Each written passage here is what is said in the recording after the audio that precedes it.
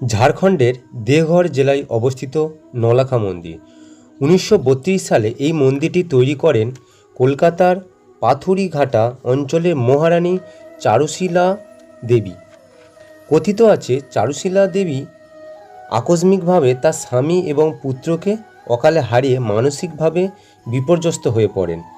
দুঃখজনক এই ঘটনার পর স্বপ্নে দেবীর আদেশ পেয়ে মানসিক শান্তির জন্য তিনি এই মন্দির তৈরি করেছিলেন এবং মহারাজ বালানন্দ ব্রহ্মচারীর উপদেশে এই মন্দিরটি তৈরি করা হয়।